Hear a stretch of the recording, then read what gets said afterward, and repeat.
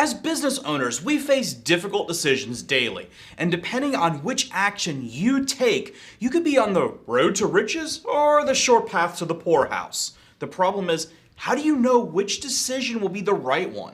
Sometimes the best way to predict the future is by studying the past, and here are 4 of the stupidest business decisions that have destroyed businesses overnight. All this and more in today's video.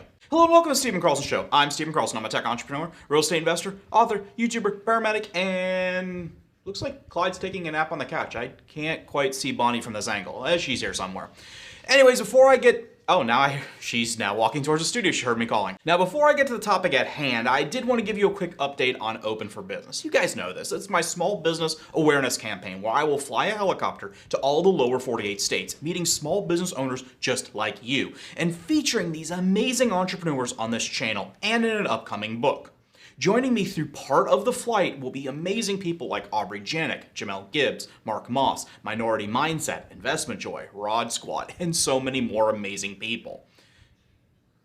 There's still a few spots left if you want us to fly and land the helicopter at or near your business for a quick media shoot appearance. Trust me, I've said this a couple times, but it's so true. Local TV and news stations love filming helicopters landing at events.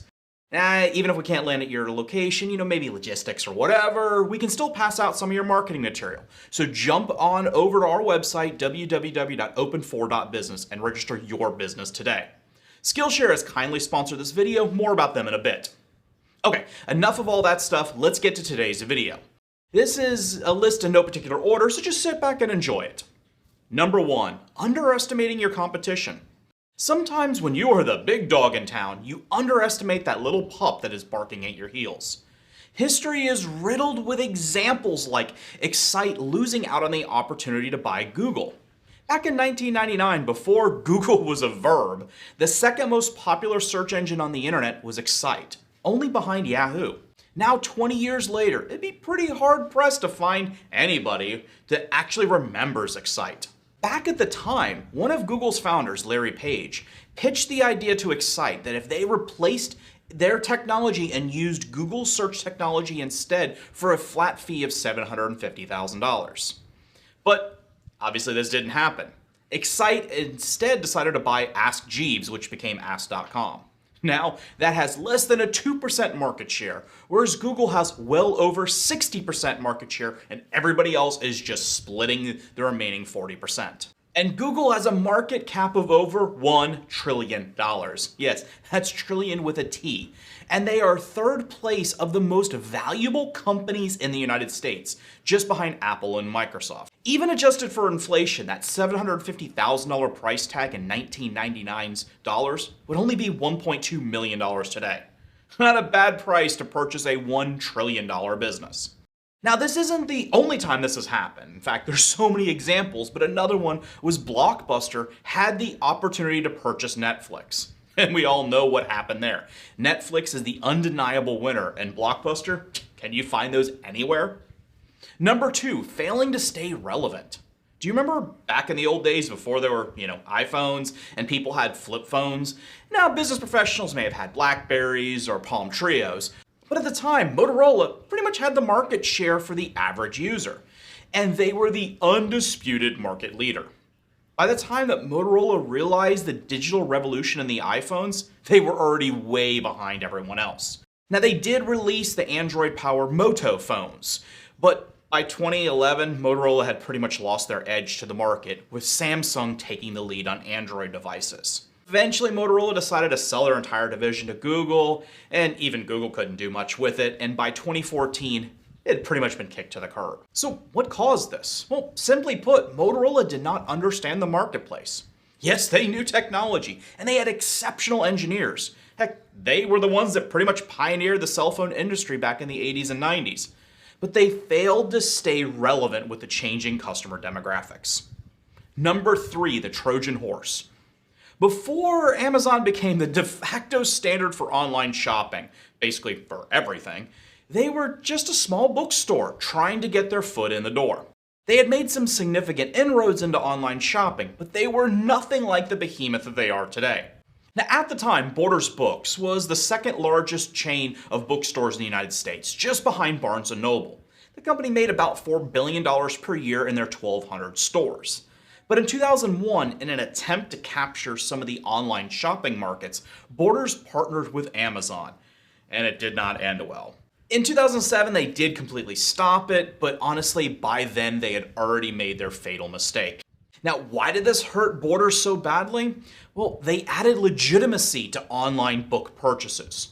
Once Borders customers realized that buying something online was far easier than going into the store, they could just very quickly, with just a few simple clicks, leave Borders online and go directly to Amazon, which had a far greater selection of books and other products that the consumers wanted. Borders was unable to compete, and in the end, they went completely out of business in 2011. Now, before I get to the last item on the list, I wanted to take a quick moment to talk about today's sponsor, Skillshare.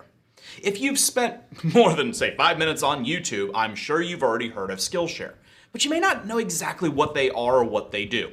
Skillshare is an online learning community where millions come together to take the next step in their creative journey, with thousands of inspiring classes for creatives and just curious people on all kinds of great topics like illustration, design, photography, freelancing, entrepreneurship, business ownership, and so much more.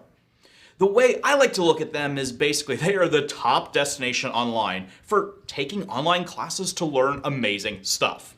With Skillshare, you get in a little bit more detail on the larger format videos than what you get on a short YouTube video, along with their integration of projects so you can kind of practice the skills as you're learning them. They have classes that span so many different topics, but the one that I think that you will love the most is their business, freelancer, and entrepreneur category, with titles like Art of the Start, Turning Ideas into High-Growth Business, or Entrepreneurship Hustle, From Business Plan to Real Success, and there's so many more. They also have great ones on how to edit videos, how to shoot YouTube videos, how to create logos for your business, how to create marketing material for a business, how to run your social media accounts, pretty much everything that you will need to know how to run your successful business. The team at Skillshare knows that you will love their community so much that they are willing to put their money where their mouth is. The first 1,000 of my subscribers to click the link in the description below will get 1 month free trial of Skillshare, so you can start exploring your creativity today. But seriously guys, make sure you check them out. Their sponsorship is what helps finance these videos, and this is some of the money that I am contributing towards the nationwide small business awareness campaign. Now, back to the list. Number 5, just being stupid. Look, I get it. People make mistakes. Trust me, I know. I have made tons of them over the years. But sometimes, when a business owner does something so stupid, so idiotic, you just have to take a step back and wonder, how could they possibly have made that mistake? While writing the script for the video, one of my employees sent me a DM telling me that one of our customers wanted to leave us. Okay, this happens from time to time. Luckily not very often, but it happens. Typically, it does not rise to my attention. The staff handles the customer transition gracefully and with respect. We don't want to burn any bridges. Quick little side note and a bonus tip. Keep your customers happy even when they leave you. Many customers that leave us temporarily come running back once they realize that the competitor sales team basically lied to them about their features, and they came back to our system because they knew that we were a better product for a better price. Okay, I'm getting a little sidetracked here, so let's get back to the story.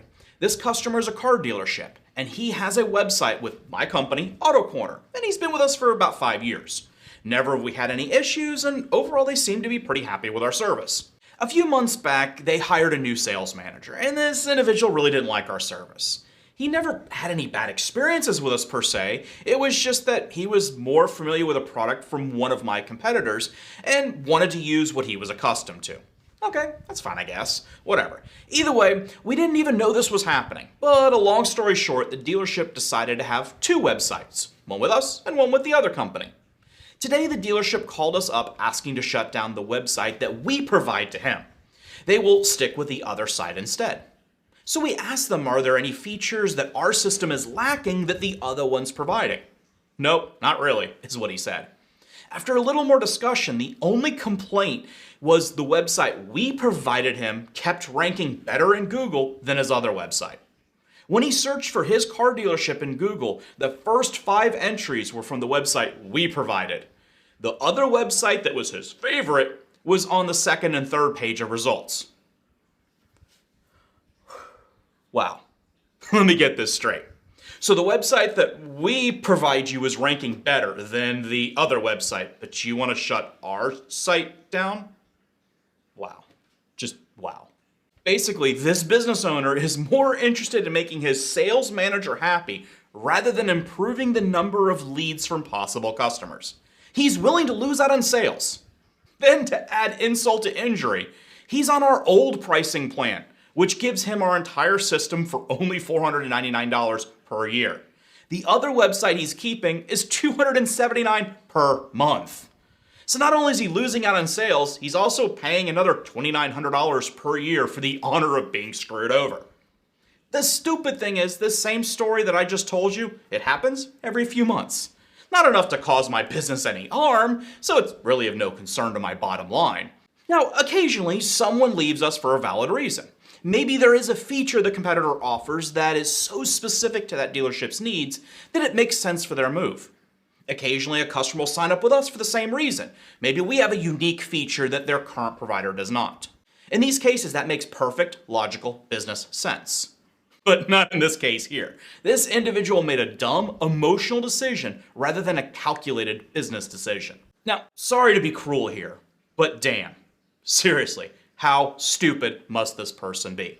The truth be told, he'll most likely be out of business in a year from now.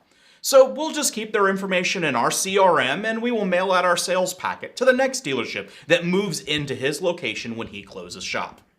Now, I hope this gives you guys some information and I hope it gives you something to think about. Now, is there anything that I missed or are there any other ones that I should have covered? Why don't you comment down below and let us know. Also, don't forget to check out www.open4business and register your business today. There's still a few spots left, so maybe we can land at your business as well and help give you some additional exposure. Thank you very much for watching. Please make sure you click like and subscribe. Of course, share this video everywhere. That helps get the word out and it helps the YouTube algorithm. I appreciate, as do Bonnie and Clyde, that Bonnie did leave the studio, but she came in earlier, but she's already gone. Thanks, and I'll see you on the next one.